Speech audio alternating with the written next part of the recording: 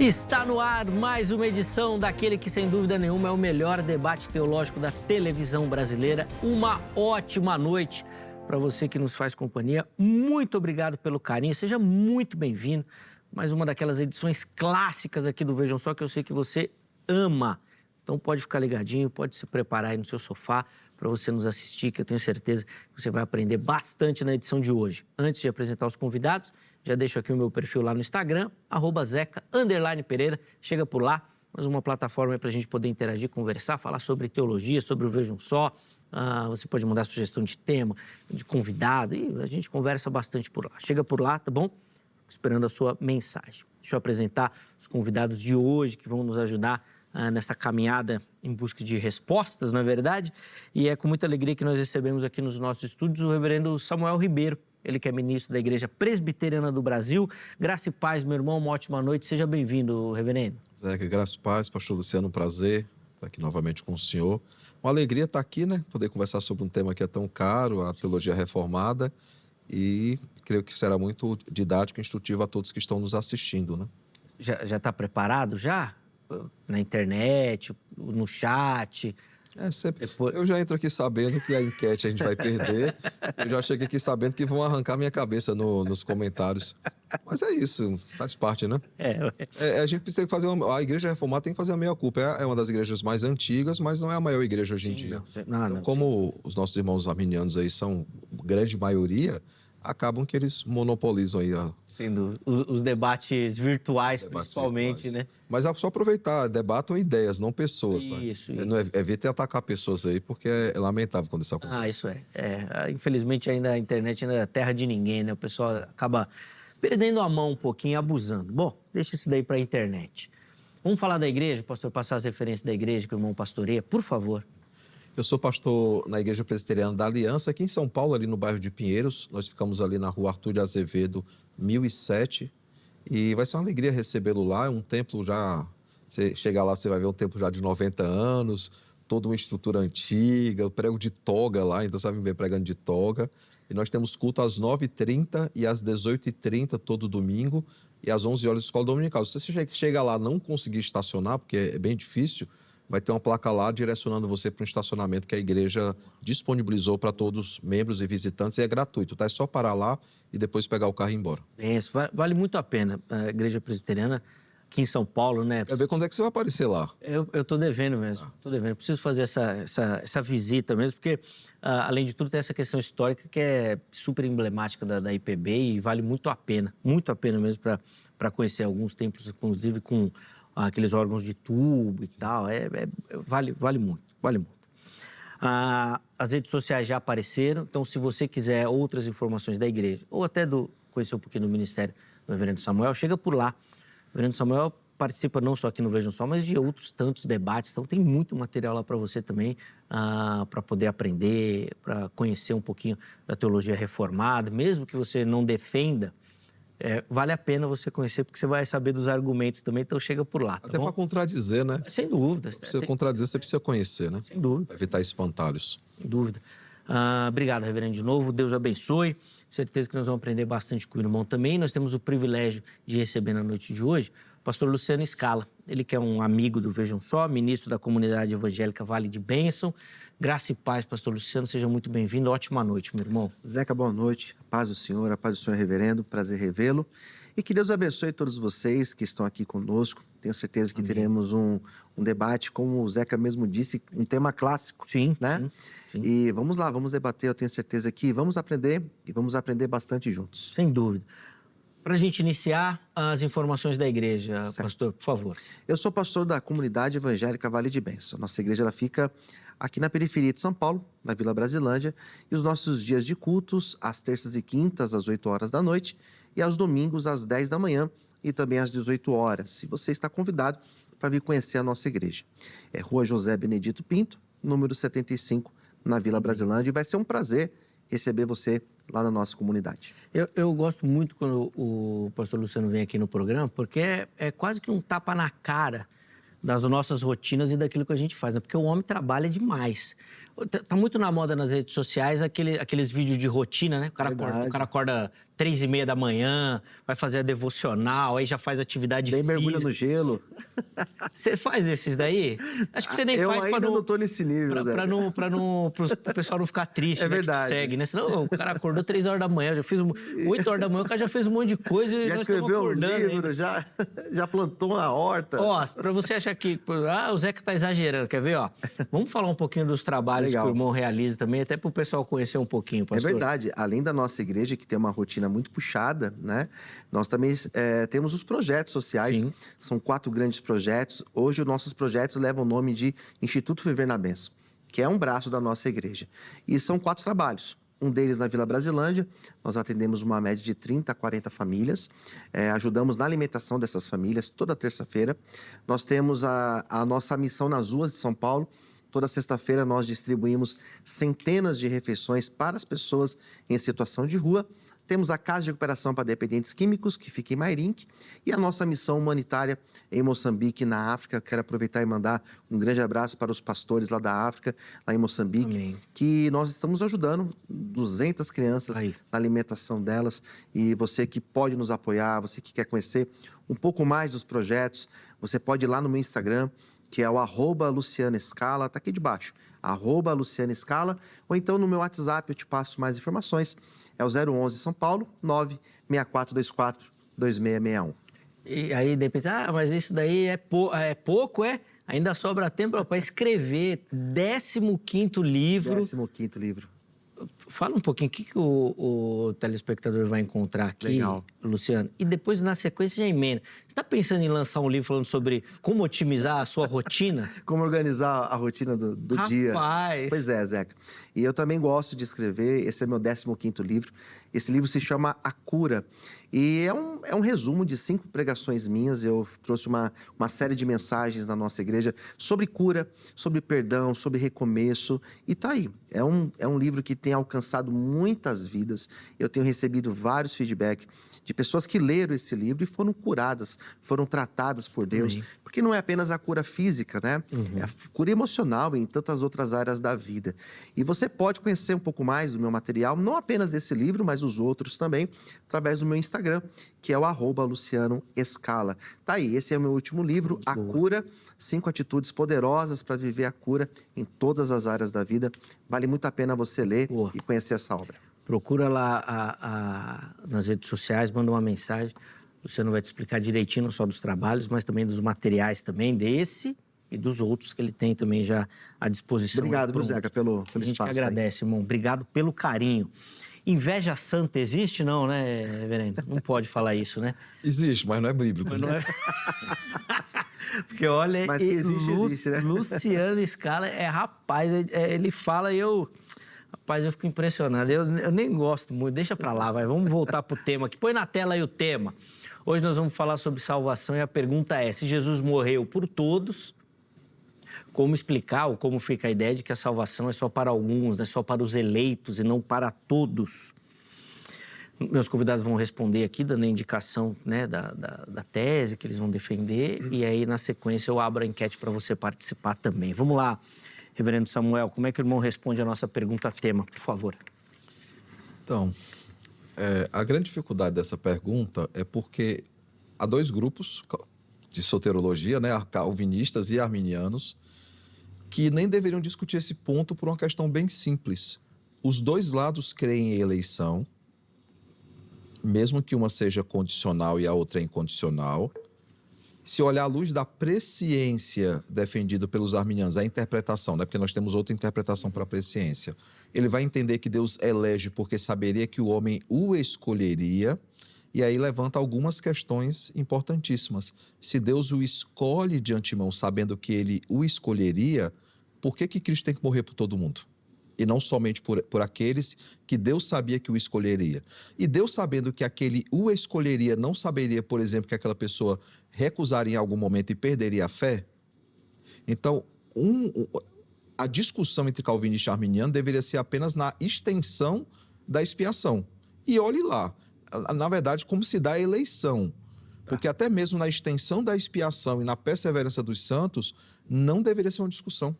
Tanto que você vai ter calvinistas de um ponto, né, que são irmãos pentecostais, que creem na perseverança dos santos. Então, assim, eu entendo que Cristo ele morreu pelo seu povo. Ele não morreu por todo mundo, ele morreu por todas as nações, não apenas por judeu. Esse é o sentido aplicado pelos autores bíblicos. Mas ele morreu apenas pelo seu povo, porque o seu sacrifício foi totalmente eficaz. Ele poderia potencialmente morrer por todo mundo, pagar o preço pelo pecado de todo mundo? Claro que ele poderia. Mas aprove a ele morrer apenas pelos seus. E aí eu pretendo mostrar em vários textos hoje como a Bíblia caminha nesse sentido. Gostei da introdução, já jogou contra a parede a tese que é o que a gente imagina o pastor Luciano vai defender, já trazendo um questionamento que não deveria nem ser do debate também. Foi bem, Samuel. E, bom, quero te ouvir, pastor, por favor. Legal. Eu penso de forma muito próxima àquilo que o reverendo colocou acerca da discussão do tema em si. E entendo assim porque Jonas vai citar lá no capítulo 2 que a salvação pertence ao Senhor. Então, a soteriologia é um departamento que pertence a Deus. Mas nós temos textos, e eu acho que hoje nós vamos pensar nos textos, né? O reverendo tem aqueles que ele vai apresentar, que favorecem a opinião dele. E eu, como tenho a opinião de que a salvação, ou que Cristo morreu por todos, e que esta salvação está disponível a todos e não apenas aos eleitos, é claro que eu vou trabalhar os textos, que são vários textos, tanto textos joaninos como paulinos, que demonstram essa ideia. Então, de uma leitura bem simples desses textos, nós vamos perceber que faz muito mais sentido acreditar de que, de fato, ele morreu por todos. Você define que você defende uma teoria da arminiana clássica. Como é que você define essa sua questão ligada à soteriologia, pastor Luciano? Eu me aproximo bem dessa leitura que os arminianos fazem, né, acerca da salvação. É por esse caminho que eu penso, exatamente por esse sentido. Boa. Bom, nós vamos ter a oportunidade de conversar bastante aqui. Antes de continuar, deixa eu só abrir aí a enquete. Acesse o nosso perfil do Instagram, @programa Vejam Só, e vote nas nossas enquetes. Vamos ver a enquete que a produção colocou lá para você poder participar. Vamos lá. A salvação é oferecida a todos, sem distinção, somente os escolhidos, né, os eleitos, ou aquela não sei, né? Ainda não compreendo bem, preciso aprender um pouquinho mais. Então, vai lá, vote, participe da nossa enquete também e quero saber a sua opinião. Reverendo Samuel, vou voltar a palavra ao irmão para poder continuar aí na sua defesa e, inclusive, comentar um pouquinho do que o pastor Luciano já colocou aqui da ideia dele. Tá. Tanto Paulo como João, né, os dois que foram citados, e por muito tempo, você sabe que eu fui de teologia bíblica, sim, da área paulina, né? Até que eu cansei de ouvir o pessoal dizendo, se tirar Paulo da Bíblia, o calvinista não tem argumento. Aí eu comecei a estudar João. Eu ouso dizer que João, e eu não vou usar o termo calvinista, porque é um anacronismo, né? Ele é mais monergista do que Paulo. Porque Paulo ele tem outras preocupações e João é o último a escrever. Ele escreve já uma igreja consolidada, sendo perseguida já. E ele escreve a essa igreja a partir daquilo que ele já havia aprendido no judaísmo, no sentido de ter um povo exclusivamente seu, e ele começa a fazer essas aplicações, como nós veremos em vários textos de João. Eu concordo que ele vai trazer João 1,12, vai trazer outros textos, mas se coloca na balança a quantidade de escritos para um lado ou para o outro, o lado do monergismo é muito maior, o que nos faz pensar a seguinte coisa: João possivelmente precisa ser lido com mais calma para que eu entenda o que é que João 1,12, por exemplo, está dizendo. Eu entendo que João 3:6, por exemplo, e 10 já explica João 1,12. Mas por que é que João ele tem essa ideia de um povo eleito? Quando nós pegamos Isaías 53, que é a mensagem que fala sobre o sacrifício de Cristo, ele vai trazer a ideia daquele que morreu por todos nós, e nós concordamos em relação a isso. Quando ele chega no verso de número 10, ele diz o seguinte: todavia o Senhor agradou Moê-lo, 53, Isaías, né? 53:10. Todavia ao Senhor agradou Moê-lo, fazendo-o enfermar. Quando der ele a sua alma como oferta pelo pecado, verá a sua posteridade e prolongará os seus dias, e a vontade do Senhor prosperará nas suas mãos. Claramente falando do sacrifício de Cristo. Verso 11.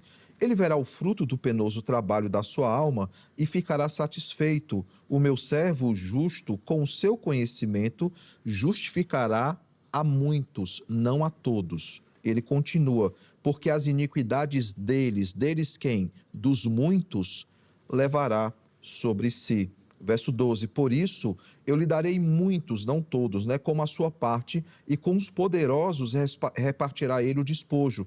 Porquanto derramou a sua alma na morte, foi contado com os transgressores, contudo, levou sobre si o pecado de muitos, e pelos transgressores intercedeu. Então, já desde o Antigo Testamento, era muito claro para os apóstolos que essa salvação ela não recairia sobre todos, ela recairia apenas sobre alguns. E para encerrar essa minha fala introdutória, nós temos o texto de João, né? Falamos dele, eu vou evitar falar de Paulo, claro que quando o irmão entrar em Paulo, eu vou responder com Paulo.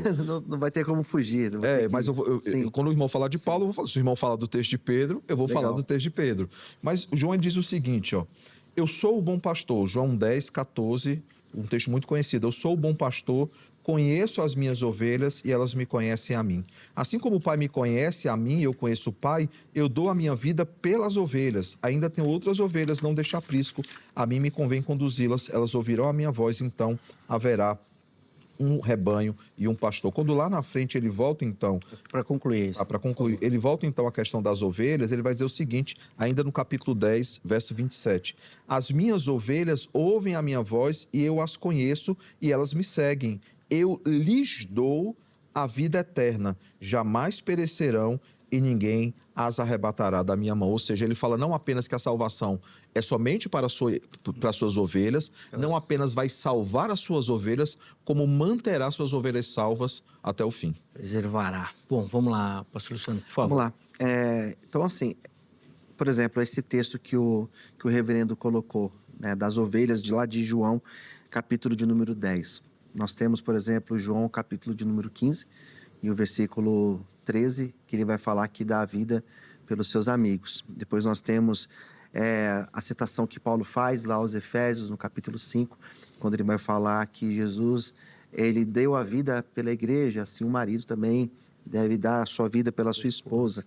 Depois nós temos o texto lá de Pedro, quando ele vai citar a segunda epístola de Pedro, capítulo 2, versículo de número 1, que ele cita acerca dos falsos mestres. Depois nós temos lá em Romanos, lá no capítulo de número 5, versículo 6, que ele fala que morreu pelos ímpios. Ou seja, de fato, esses textos mostram que é um grupo exclusivo, que é um grupo restrito pelo qual Jesus deu a sua vida, né? Mas não fala que é o único grupo. Esses textos eles não vão apontar que Jesus, por exemplo, ele deu somente pelas ovelhas ou somente pelos seus amigos. Ele deu por esses, mas não apenas para esses. Lá não vai aparecer apenas esses receberam a salvação ou receberão a salvação.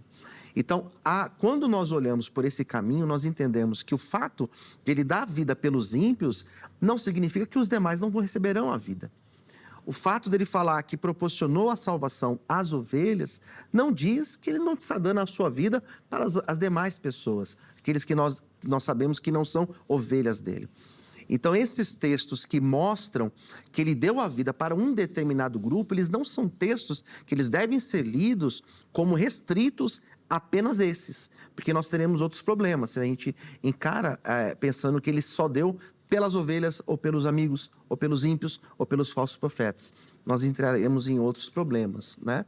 Nós temos esses textos, nós temos o texto, como o próprio reverendo colocou, que é o texto joanino, lá na segunda epístola, ou melhor, na primeira epístola, no capítulo de número 2, e no versículo de número 2, o versículo 1 e 2 diz assim: meus filhinhos, escrevo-lhes essas coisas para que vocês não pequem.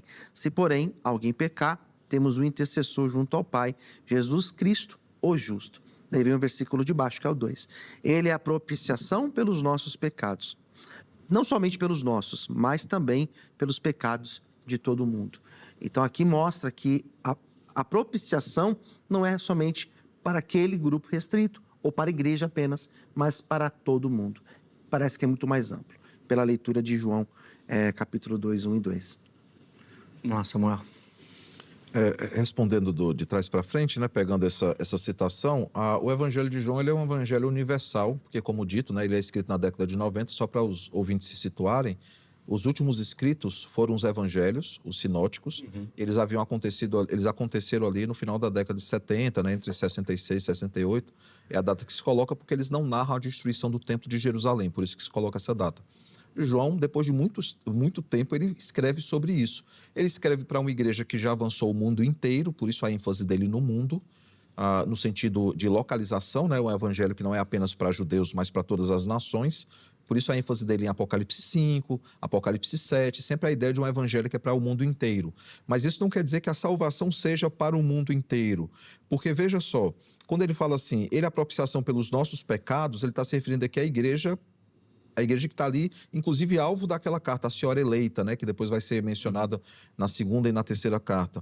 Mas não somente pelos deles, mas por aqueles que ainda não estavam dentro da igreja. Lembrem que essa fala de João, ela não é nova. Ela registrando ali na oração sacerdotal de Jesus, João 17, ele vai dizer isso: Pai, eu não rogo apenas por esses, mas por aqueles que ainda chegarão ao evangelho. Então, o João, ele tinha essa ideia muito clara, por causa daquilo que Jesus havia falado, que esse evangelho era para o mundo inteiro, que aquela igreja não estava fechada, que outras pessoas ainda seriam alcançadas por meio da chamada externa. E até para quem está em casa, é preciso você separar isso. Existe aquela que é a chamada externa, que é para todos, e existe aquela que é a chamada interna, que é somente para os eleitos.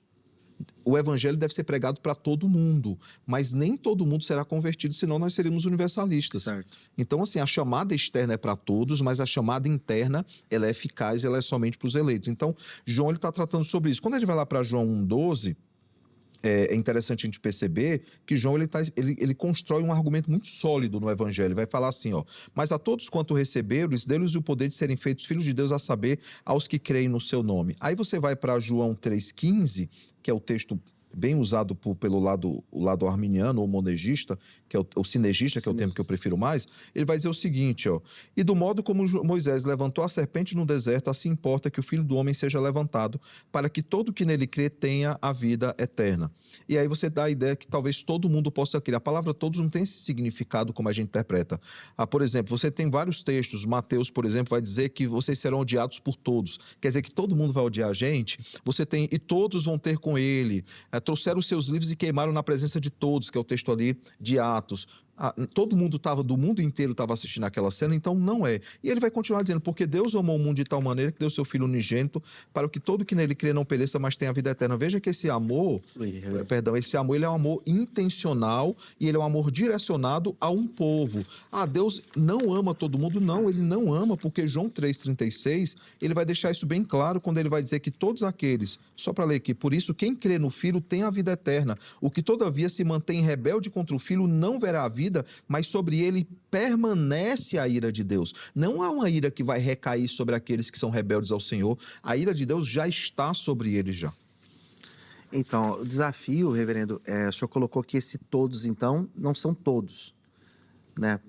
Seria mais ou menos eu falar: olha, meu aniversário está chegando, eu quero ver todo mundo lá. E todo mundo não é todo mundo, são aqueles que são ouvintes. Porém, eu penso diferente dessa tua fala, porque os textos, por exemplo, esse mesmo de João que o senhor citou, da segunda epístola, foi esse que o senhor citou no capítulo 2, né?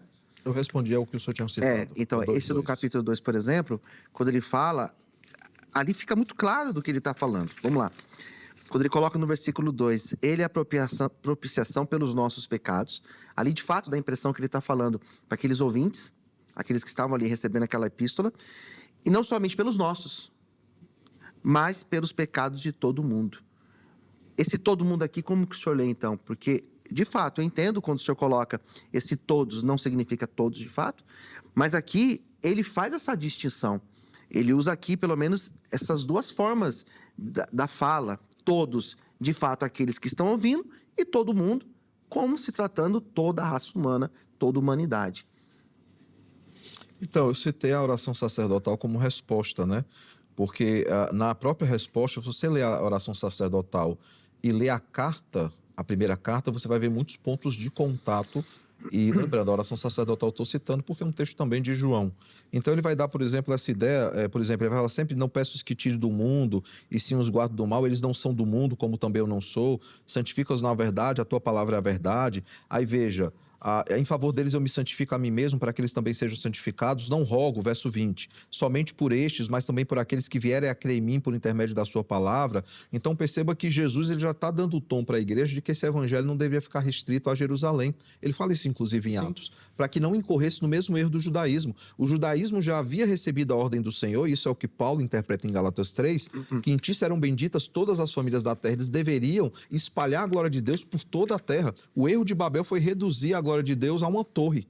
Então Deus, com Abraão, ele quer espalhar a sua glória por toda a terra, e os judeus acharam que o evangelho e o reino era somente para eles. Então Jesus, para corrigir o erro que os judeus já haviam cometido, ele ensina essa igreja, essa porção da igreja aqui em Jerusalém, que esse evangelho era para o mundo inteiro. E João, ele tem isso em vista, por isso que é chamado de evangelho universal, porque ele entende que a salvação é para o mundo inteiro. Se eu fosse pegar João ipsiliter, se eu quisesse pegar sem ter esse filtro hermenêutico, né, de olhar para outros escritos dele, eu teria, por exemplo, problemas quando ele vai falar do mundo. Ele vai falar: filhinhos, eu vos escrevo porque os vossos pecados são perdoados por causa do seu nome. Pai, eu vos escrevo. Enfim, ele vai dizer assim, não ameis o mundo, nem as coisas que há no mundo. Isso é o verso 15. Se alguém amar o mundo, o amor do Pai não está nele, porque tudo que há no mundo, a concupiscência da carne, a concupiscência dos olhos e a soberba da vida, não procedem do Pai, mas procedem do mundo. Se eu pegar a palavra mundo, que é uma palavra polissêmica, que tem vários significados, e eu não olhar sobre uma perspectiva hermenêutica, homilética, na aplicação de um sermão, por exemplo, eu não olhar dessa forma, eu vou ter dificuldades com a palavra mundo. E veja, eu estou no mesmo capítulo que o irmão está, que é o capítulo de número 2. Então, assim, você precisa ler João à luz do texto joanino todo. À luz de Apocalipse. Mas isso fica claro, reverendo. Isso de fato fica claro. Quando a gente lê, por exemplo, essa questão do mundo, nós entendemos essa palavra como polissêmica de fato. Em algum momento, ele está falando do sistema, de outro momento, ele está falando da raça humana. Nas palavras, por exemplo, que João Batista declara lá no capítulo 1, no versículo de número 29. Esse é o Cordeiro de Deus que tira o pecado do mundo. O mundo ali o que é? O mundo ali é todas as nações, não apenas os judeus. Ele não veio só para os judeus, ele veio para a igreja que é composta por nações do mundo inteiro. Sim. O que João está colocando ali, na minha opinião, mundo nesse sentido é raça humana. Todos os humanos. Ele tira o pecado dos homens. Uma pergunta sincera, não é capciosa. Se eu defendo, à luz do que o senhor está interpretando, que ali ele vai tirar o pecado do mundo inteiro, o que é tirar, levar sobre si o pecado do mundo inteiro? É a punição do pecado? A condição do pecado, não, exato. A condição não, a punição. Sim. A condenação, no caso, Se né? Jesus leva a condenação sobre si, eu vou cair no universalismo, porque todos têm que ser salvos. Mas, entenda, ele quando fala da salvação, existe a condicionante, que na nossa opinião, do lado de cá, não é simplesmente Jesus ir lá e morrer. Eu preciso crer nisso, eu preciso crer nesse sacrifício. Mas à luz de João, quem é que pode crer? Qualquer um. João não diz isso. A possibilidade ela é para todos. João não diz isso em momento algum. Eu queria que você mostrasse um texto que João afirmasse exatamente isso. Porque eu vou mostrar onde ele diz exatamente o contrário. Vê só, vamos lá, para não ficar com nada capcioso aqui. Verso 36. Verso 35, próprio assim. João 6, perdão. João 6. Verso 35, que é o que eu sou o pão da vida. Só para contextualizar o pessoal. Ao que vem a mim jamais terá fome, o que crê em mim jamais terá sede. Aí o verso 36 do capítulo 6 diz o seguinte: porém, eu já vos disse que, embora me tenhais visto, não credes. Aí ele vai explicar por quê. Todo aquele que o Pai me dá, deu certo? Todo aquele que o Pai me dá, esse virá a mim. E o que vem a mim, de modo nenhum lançarei fora. Veja, ele está deixando claro que aqueles que irão a Cristo foram aqueles que foram dados pelo Pai. Aí ele continua dizendo, porque eu desci do céu, não para fazer a minha própria vontade, e sim a vontade daquele que me enviou. E qual é a vontade daquele que me enviou? Verso 34, ele vai dizer, que nenhum eu perca de todos, aí você vai falar assim, todo mundo. Não, de todos os que me deu. Pelo contrário, eu ressuscitarei no último dia. E aí onde eu falei no começo o seguinte, que os dois lados tinham que concordar com isso. Aqueles que foram dados para Cristo foram dados porque Deus elegeu de antemão ou porque de antemão escolheria por Deus. Nesse ponto não deveria haver divergência entre os dois lados. Os dois lados tinham que criar a mesma coisa. Os dois lados têm grupos fechados. Tem grupos fechados. Um arminiano não crê que todo mundo vai ser salvo. Ele crê que o número de eleitos serão salvos, que são aqueles que escolheriam pelo Senhor. Independentemente de que momento isso vai acontecer, a Deus, na sua presciência, sabe sabe que o senhor, o pastor Luciano, o escolheria. Aí Cristo morre por você. Entende? Os dois lados eram para concordar dessa forma, porque no final a expiação é pelo um grupo. Seja eleição incondicional ou condicional, a expiação ela não deveria ser ilimitada. Ela deveria ser limitada àqueles que Deus chama de povo. Porque Deus mesmo fez essa Isso. E o texto aqui fala isso, e fala que ele não vai perder nenhum desses. Seja por eleição, seja por conhecer a resposta que a pessoa daria. E eu creio que Deus soberanamente nos escolheu. Mas mesmo olhando do outro lado, era para haver uma convergência nesse sentido, não uma divergência. Ele não poderia afirmar que Jesus morreu por todos pela conclusão que ele vai fazer do projeto salvífico. Entendi. Vou deixar o irmão responder, Certo. mas no próximo bloco. Está claro? Chamar um intervalo. Perfeito. Beleza? Vamos lá. Rapidinho. A gente dá uma respirada, daqui a pouco a gente volta e já volto com a resposta, então, do pastor Luciano. Tá certo? Antes do intervalo, tome nota do telefone da Agrade, que é parceira aqui do Vejam Só. São mais de 20 anos caminhando junto com o programa. Academia Teológica da Graça de Deus. Código 11 3115 0819.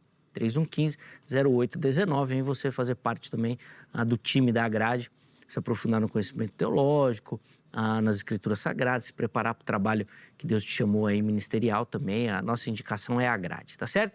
Além disso, quero te indicar também a HIT. Vem conhecer a nossa programação, vem conhecer o nosso conteúdo. Tem muita coisa que a gente prepara aqui, pensando em você, na sua família, para realmente edificar a sua vida. Tá bom? Conteúdo de qualidade para abençoar a sua vida. Então aqui todas as nossas redes sociais para você nos conhecer. Intervalo rápido, Vejam Só vai. Na sequência, nós já estaremos de volta.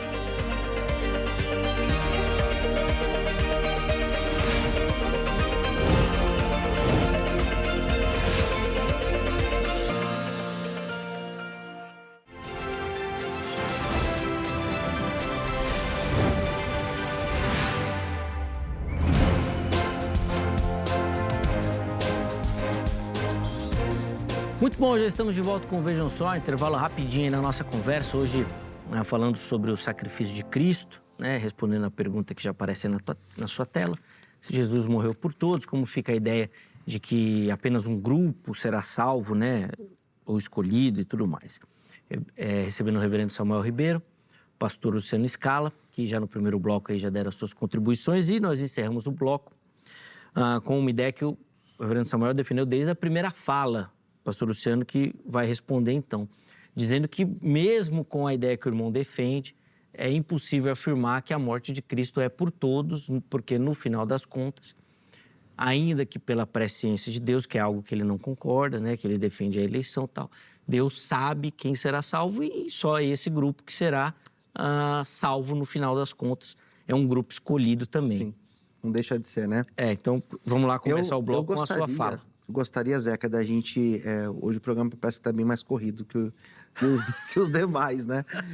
Porque são muitos textos e muitas ideias, né? Se a gente for falar aqui, trabalhar um texto, vai ser um programa por texto. Mas eu também gostaria de colocar na nossa discussão os textos de Paulo, porque a gente citou... Eu citei João, sim, né? O reverendo também citou João. Eu acho que tem os textos de Paulo que parece que fica até mais claro do que esses de João, né? Que falam sobre esse todos e esse mundo, né, onde está aqui girando a nossa discussão. Vamos lá. Os textos de Paulo que eu quero trabalhar, vamos ver se vai dar tempo de eu citar todos eles. Mas, por exemplo, o texto que Paulo fala aos Romanos, né, no capítulo de número 3, versículo 22, ele vai dizer: justiça de Deus mediante a fé em Jesus Cristo para todos os que creem. Não há distinção, pois todos pecaram e estão destituídos da glória de Deus, sendo justificados gratuitamente por sua graça, por meio da redenção que há em Cristo Jesus. Deus o ofereceu como sacrifício para a propiciação mediante a fé pelo seu sangue, demonstrando a sua justiça. Em sua tolerância, havia deixado impunes os pecados anteriormente cometidos. Esse texto, no caso, reverendo, como o senhor trabalha essa questão de Paulo aqui? Porque aqui ele fala que todos... Ele vai citar que todos pecaram. Todos aqui, na concepção do reverendo. Como que entende esse texto? Tá, vamos lá. Porque eu tenho que começar nesse texto lá no capítulo 1, né? Paulo está numa construção. Está numa sequência, né? Não tem como quebrar. Ele usa aí os 3 primeiros capítulos para falar de eleitos. A gente fala sobre isso porque o texto caminha o tempo todo para aqueles que foram eleitos. E o propósito de Paulo é mostrar aos eleitos, à igreja do Senhor, que eles também mereciam a condenação, para que não houvesse da parte deles qualquer vanglória, porque a gente tende a fazer isso como igreja, né? Nós fomos eleitos do Senhor, então sou melhor do que os outros. E não, ele vai mostrar, por exemplo, que todos se extraviaram, todos se perderam, todos mereciam a condenação, que o salário do pecado era a morte para todos, não somente para aqueles ímpios que estão fora da igreja ou aqueles que não foram eleitos de antemão. E aí ele vai falar como então foi resolvida a questão da justiça de Deus. Essa justiça e santidade que clamavam por satisfação, elas foram resolvidas por meio de Cristo. Basta lembrar que o termo justificados é um termo para que a melhor tradução seria declarados justos. Então, se eu aplicar o termo justificados, no sentido de Paulo, principalmente, para qualquer homem, qualquer mulher na face da terra, eu tenho que dizer que eles foram declarados justos. E essa palavra Paulo usa bastante, ele é o grande articulador daquilo que é chamado de justificação pela fé somente. Por que o somente? Porque ele vai falar que essa justificação ela é gratuita, ela não precisa de obras ou méritos humanos. Na verdade, esse texto ele é mais monegista / calvinista do que arminiano ou sinergista, porque ele defende uma declaração de justiça eficaz e totalmente gratuita. Por que eu digo eficaz? Porque em Romanos 8 ele vai perguntar: quem pode nos condenar? É Deus quem nos declara justos. O capítulo 5 ele vai dizer que em Cristo nós temos paz com Deus, porque ele nos declarou justos. Então, a ideia de Paulo o tempo inteiro é falar aos eleitos, à igreja do Senhor, de que eles também são pecadores, eles também careciam da graça de Deus e que eles foram justificados, ou seja, declarados justos gratuitamente em Cristo. Por isso que não há condenação para aquele que está em Cristo Jesus. Veja, eu estou citando somente Romanos aqui, porque eu quero ficar em Romanos e depois a gente pode ir para outros escritos de Paulo. Então, assim, quando ele fala que propôs no seu sangue como propiciação, é porque hoje eu não sei qual a versão que o irmão usa, mas hoje a tendência nas traduções é tornar as palavras cada vez mais simples. E a gente vai perdendo o sentido. A propiciação é apontando claramente para aquele rito do Antigo Testamento, a tampa da propiciação. Quando Deus ele olhava para o Santo dos Santos, ele via apenas a lei. E quando ele via a lei dentro da arca, ele condenaria todo mundo. Mas quando o sangue de um cordeiro sem mancha, ele era derramado na tampa da propiciação, Deus, ao olhar para aquela tampa, ele vê o sangue de um cordeiro sem mancha. É isso que Cristo faz. Então, ele nos olha através de Cristo. Por isso que o pecador diz: ser propício a mim que sou pecador. Isso é propiciação. Então, aqui no caso, então, esse todos, nessa condição que o senhor colocou, a igreja e o mundo estão todos no mesmo patamar, no sentido de... Não, vamos lá. O todos aqui é porque ele faz uma menção a tipos de pessoas aqui. Você até leu, pegar o 22, não, o 22, né? Mediante a fé em Jesus Cristo para todos e sobre todos. E aí, esse texto que às vezes... Eu não sei se propositalmente os arminianos pulam. Não é sobre todo mundo, é os que creem. Todos que creem. Então, assim, isso tem que ficar bem claro. Essa salvação só cai sobre aqueles que creem. Por que ela cai sobre o que creem? É por isso que eu estou citando João. João é o último a escrever. Ele escreve com mais profundidade. Por quê? Porque ele tem outros problemas para resolver, inclusive a salvação universal é para todo mundo, não é para todo mundo. Então, assim, ele olha para aquele que crê e ele fala, por exemplo, tendo amado os seus, amou-os até o fim, que é João 13:1. Então, assim, eu tenho vários textos de João que eu poderia citar aqui, mas a ideia é muito consolidada. O todos aqui se refere que não é apenas para judeus, é para o mundo inteiro. Certo. Mas nesse mundo inteiro, nem todos são alcançados pelo evangelho, apenas aqueles que Deus preparou para a salvação. Certo. Então, eu entendo, nesse capítulo aqui de número 3, que foi o que eu fiz a leitura, que, de fato, todos nós estamos dentro da mesma condição, seja você igreja ou seja você não igreja, não importa. Todos nós estamos na condição de pecador. Então, esse pecado aqui, todos, de fato, toda a humanidade.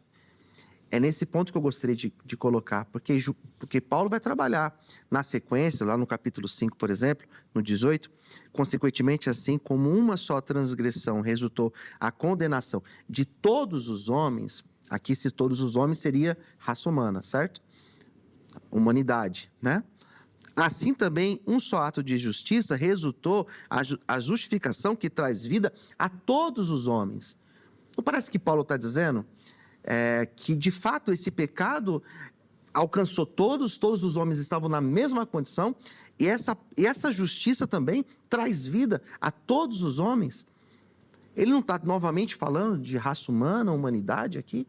Então, mas é o que eu estou explicando para o senhor. Se eu for partir para essa interpretação, eu vou ter um problema teológico absurdo, que é o universalismo. Eu sei que o senhor não defende o universalismo. Sim. Até porque Paulo cita lá atrás, né? Dos que creem. Sim, concordo. Tá bem até lá, mas justificados, pois, mediante a fé, temos paz com Deus por meio de nosso Senhor Jesus Cristo. Aqueles que são justificados, eles têm paz com Deus, eles são declarados justos. Então, é mais fácil eu olhar para o texto de Paulo, e aí a Reforma diz o seguinte: todo texto interpreta a si mesmo, mas quando há um texto que não consegue interpretar a si mesmo, você precisa fazer uso de outros. E é por isso que eu estou usando só Romanos aqui, não estou indo para outros escritos. Poderia ir para Paulo, porque é o mesmo autor, mas não estou indo para outros escritos. Você vai ver claramente que ele está construindo um texto, escrevendo para a igreja do Senhor. Os romanos, é uma porção da igreja ali em Roma, ele está escrevendo para a igreja do Senhor e ele tem um propósito de ensinar algo para a igreja. Todos, inclusive vocês, pecaram e carecem da graça de Deus. Todos carecem do sacrifício de Cristo. Por quê? Porque o pecado entrou no mundo e alcançou a todos. Não a só aqueles que estão lá fora, ou aquele vizinho que eu não gosto, ou aquele colega de trabalho que eu não gosto, que eu acho que tem que ir para o inferno. Não. Todo mundo merece ir para o inferno. Por isso que ele não é injusto, por isso que depois ele vai dizer assim: eu terei misericórdia de quem eu me aprover ter misericórdia. Por quê? Porque, na verdade, todos merecem a condenação. Todos. E se você for ler, por exemplo, os escritos de Armínios, ele vai concordar 100% com isso. Armínios, ele era extremamente calvinista. Qual era a discordância de Armínios? A ordem dos decretos. Havia uma posição supralapsariana naqueles dias, ele discordava da ordem dos decretos, ele achava que a forma como os decretos eram explicados pela igreja poderia trazer a ideia de um Deus injusto, e aí ele vai então, e ele se rebela contra essa posição. Quando o Dort escreve a posição infralapsariana, que ela muda um decreto com o outro, a ordem, a igreja fica pacificada. O grupo Remonstrância é tirado como herege, né, tratado como heresia aquilo que eles defendiam, mas pacifica a igreja. Armínio, ele vai concordar com tudo que eu estou dizendo aqui. Essa questão que eu estou dizendo, talvez os arminianos precisassem ler mais o que Armínios escreveu. Não, mas eu estou com a Escritura, não estou com Armínios. Mas o que a Escritura escreve também e o que é postulado teológico de vocês. É tanto que eu estou me baseando aqui nos textos de Paulo. Né? Tá. Eu não tenho usado... Mas eu só quero dizer isso, que historicamente os arminianos, eles tinham algumas divergências, principalmente no sentido da salvação por obras e da questão da possibilidade de se perder a salvação, que isso já foi depois, por isso que eu acho, às vezes até injusto, é chamar de semipelagiano. Alguns nem são semipelagianos, mas a posição é sempre pelagiana, porque se defende de coisas que historicamente não se defendeu. Paulo está tratando aqui para uma igreja dizendo o seguinte: toda a humanidade se perdeu, inclusive vocês, e é necessário que Cristo ele cumpra a justiça para que a salvação seja possível. Mas isso não quer dizer que é sobre todo mundo, porque lá atrás ele já tinha instituído, é sobre os que creem.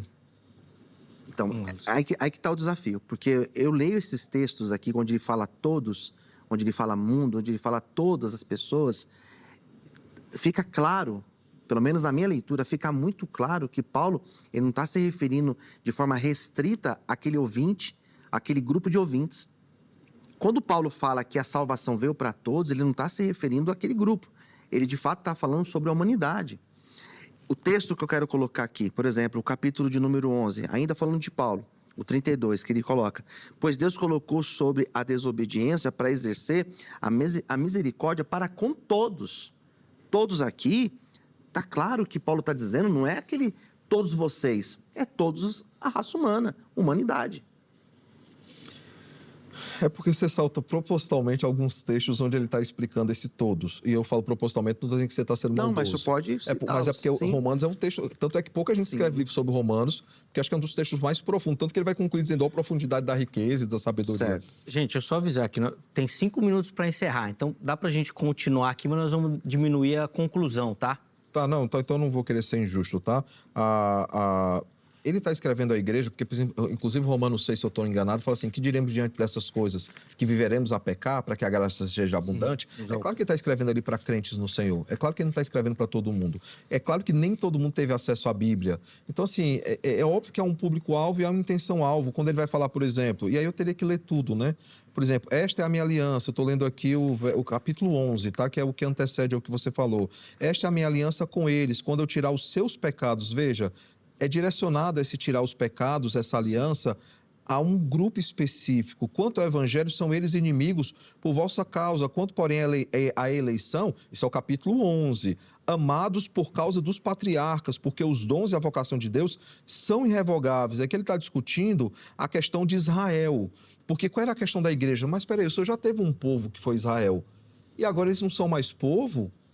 E se um dia o senhor se cansar de nós, se esquecer de nós? Então ele está mostrando que essa eleição ela é eficaz. Ele está dizendo que Deus ele tratou com Israel e tratará novamente com Israel. Não da perspectiva dispensacionalista, claro, mas ele tratará com Israel. Então, assim, eu teria que ler o texto todo para explicar, mas assim, o sentido de todos ali não é cada cidadão da face da terra, porque aí eu arrumo um problema teológico absurdo. Porque se a justificação ela é para todos e recai sobre todos, porque esse é o espírito de Paulo, eu vou ter que defender que, independentemente de crer ou não, todos serão salvos, porque a dívida foi paga.